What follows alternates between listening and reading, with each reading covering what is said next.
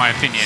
John, you want to say something? Yeah, RJ O'Connell's just pointed out that Akio Maurizio Toyota has been put in the Supra to take it home. That car's had a quiet run, but it's run.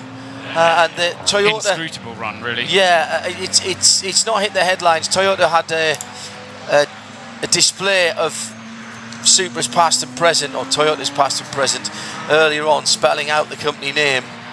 And we've seen footage, haven't we, of the GT concept. Will that become the LMP1 for 2020, or is that something else entirely that Toyota Gazoo Racing are working on? I suppose we'll find out in about a year's time. It's not all been doom and gloom as far as the BMW M6 cars are concerned, because 2 years ago, 2017, the M6 did manage to finish in second position. That was the Rover Racing BMW, and it was an M6 in those days. 2017. Conor De Phillippi. No, he won the race for Audi, Yeah. but the point is that the BMW finished second. Marcus Paltela, Nicky Katzberg, Alex Sims and Richard Westbrook, and the Schnitzer BMW finished fourth. So there were two cars in the top four 2 years ago. Not been disastrous, however this year certainly has for the M6. All right, we've got 25 minutes to go. Just wanted to see the pit stop. Haase out. We'll catch you up with exactly how that is going on. Here's our final hourly update of the 2019 Nürburgring 24 Hours.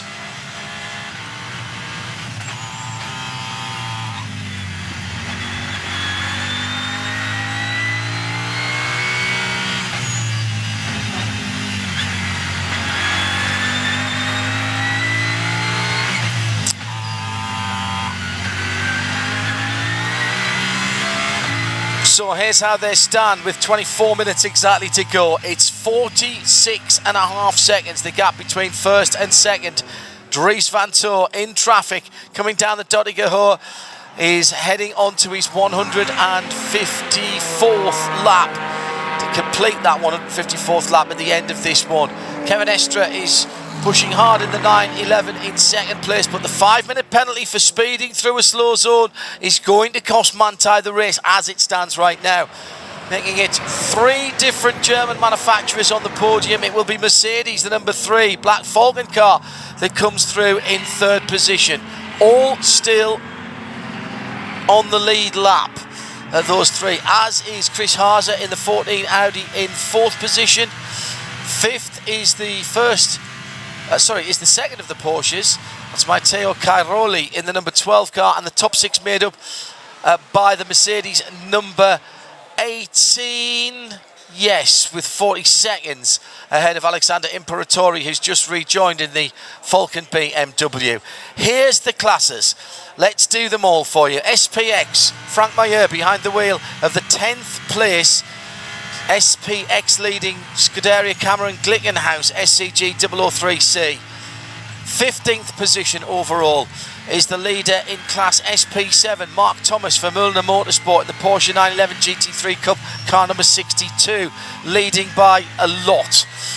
Tobias Müller for Black Falcon Team Identica Mercedes AMG GT4 is the SP10 leader in 19th position overall. And inside the top 20 at 20 for Bernard Hensel, the GT Tyre Motorsport by Race NG, is the Audi R8 in SP8, the 148 car. 21st position is another class leader, Carlo Van Dam for Subaru Technica International with their WRX STI. They lead SP3T in the 88 car. In 22nd position overall, the 320 Team Care for Climate Porsche GT3 Cup 2 has a commanding lead in the alternative fuel category. 29th position, and just having gone up a position, Akim Wawa in the Schmickler Performance Porsche Cayman GT4 CS leads SP6. That's the Club Sport car, that's the number 80. One place behind in 30th position. It's quiet in here at the moment, but normally we'd get a little bit of a cheer.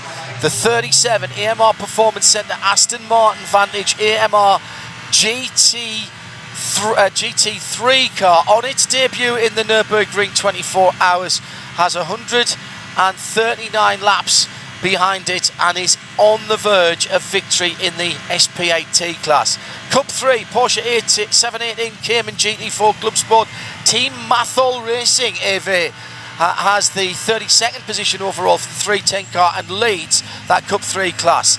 The Cup Class 5 BMW 240 Racing at the moment going to pick some Team Adrenaline Motorsport. Yannick Fabric in the number 240 is in 35th position. If we go down to 43rd, Tiago Montero is at the wheel of the Team Castrol Honda Racing Honda Civic. Their TCR car has done 135 laps, and that 172 car leads the TCR category. Vasily Selivanov leads Black Falcon's Team Techstar towards the checkered flag in the V6 class Porsche Carrera number 133 and is in 55th position overall. 59th overall, Takamitsu Matsui, Toyota Gazoo Racing's Lexus LC leads SP Pro in 59th overall.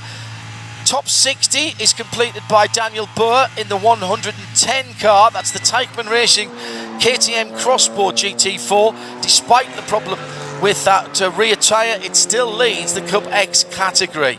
Fabian Fink leads the Porsche Cayman V5 category, the FK Performance Motorsport number 146 in 61st position. 67th, Lars Puka in the TMG Toyota GT86 leads SP3. Christoph Mag is behind the wheel of the 150 car in 71st position. Another Pixum Team Adrenaline Motorsport class leader. This is the V4 for the BMW E9325i. In 84th position, Kurt Struber for Manhella Racing, the BMW F30, the current shape of BMW, leads F2T.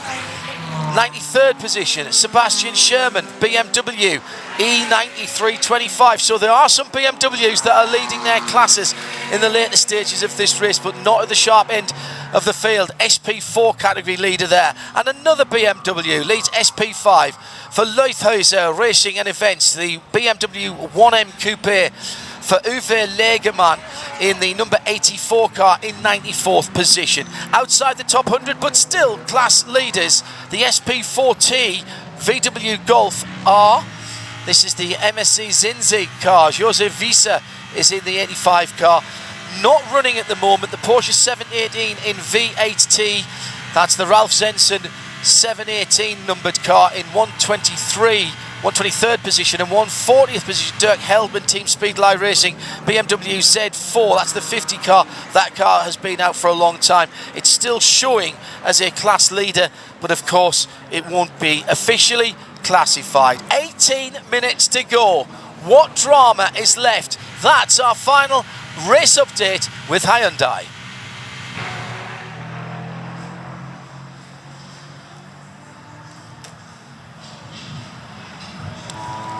Paul, a couple of people saying, how many finishes do you think we're going to have?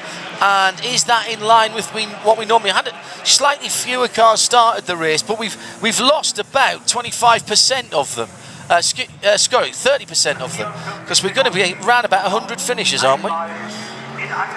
I think it'll be just under 100. I was trying to answer the same question at one point during the night, and I failed to find a race where there were less tan 100 finishers. Oh, right. I think in this race we are going to be, what are we going to win?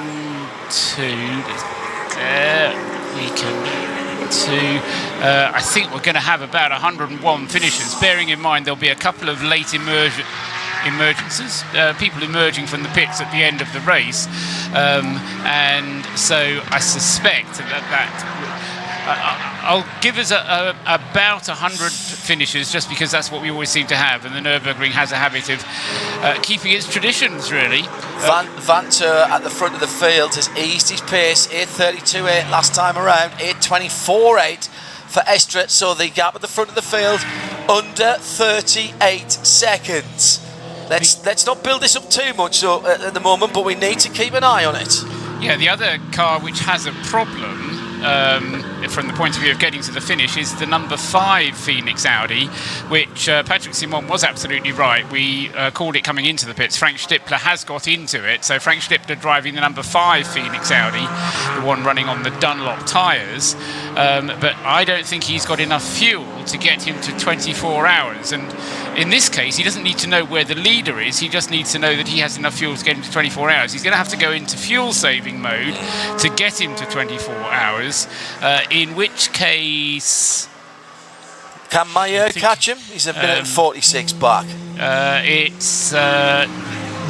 No, I think it's the it's either the Mayer or is it 45, which is the Nissan. threat to him in the Nissan. It's Mayer the next up. He's in ninth position behind Stippler, and then it's the 45, the Condor Racing Nissan. And both of those can get to the finish, but as I say, it's going to depend a little bit if the number 5 car, Frank Stippler, can make the fuel last to the 24 hours, and that's going to be his target. Meanwhile, Kevin Estre is now on target, if he keeps going at the pace that he's going, to be able to sneak through and get that extra lap in, so that at least, even if he doesn't be able to catch Dries Vanthoor, he's got another lap to put him under pressure, and that's another reason why Dries can't afford to slow down to make his car just go to the 24 hours and no more, because otherwise he gets the squeeze put on him, because Kevin Estre comes through and overtakes him. Well, it's another 8 minutes to make up whatever it is. Exactly right. So It'd be like, it's a bit like playing a limited overs cricket match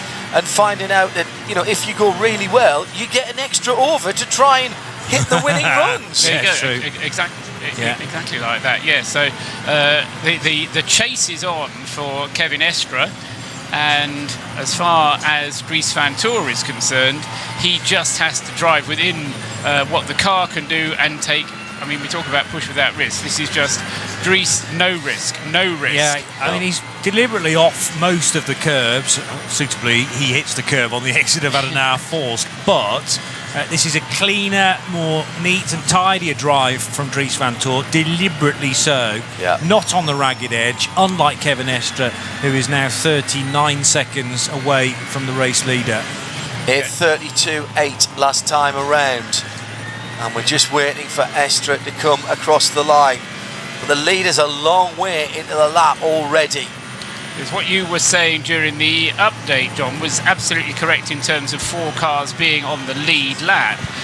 However, the race results, when they get published, and if nothing mad happens at the end of the race, will have at most 2 cars on the lead lap, because the other 2 cars that are on the lead lap won't be able to go through to start Another what would lap. normally be their last lap, because they're going to get the checkered flag. Just a reminder to explain to people maybe coming to us late here in sound and vision, live from the Aston Martin Racing Lounge at the Nürburgring. At 24 hours, time elapses and the checkered flag goes out, and the next person that sees it is the first person to see the checkered flag. So once again, if the leader goes by at 23 hours, 59 minutes and 59 seconds, he doesn't see the checkered flag, but the next car across the line 1 second later will do. And it's one of those silly little trivia questions you can test your friends on, is when does the person who takes the checkered flag first not win the race? Yeah. The answer is 99 times out of 100 at the Nürburgring 24. Yeah, very good point. Estre is taking all kinds of risks at the moment through traffic, and it's nip and tuck really, depending on where the traffic is. I don't think he's taking that much time out of the leader, Dries Vanthoor, and fair play to Dries. He's done a very good job. This is a big responsibility on this young driver's shoulders. Johnny Palmer, the Vanthoor boys have done good this weekend. They're going to both be on the podium. Just, whilst you've got your database open, Johnny, I'm trying to think of a major 24-hour race that Dries would have won, and I can't think of one off the top of my head, but you've got a little bit more data at your disposal. People keep throwing questions at me. I'll throw one at you for a change. Well done. Thanks. We should mention that these boys are second-generation drivers as well. Raphael Vanthoor has done a fair bit of endurance racing in the past in the Blancpain Series, did the Belcar Championship back in the mid-2000s as well. So Dries Vanthoor is the question, isn't it? Major races won by Vanthoor minor. Let's have a look. Yeah, I mean, Pierre Caffer, I don't think has been a winner here, although he's a vastly experienced driver. And I think he comes from very close from the Nürburgring. He's a local boy. He grew up coming to races here, and Chris Porritt and Klaus Graf were the people who mentored me around the first laps I ever drove around here. Yeah, well, Pierre Caffer has, say, been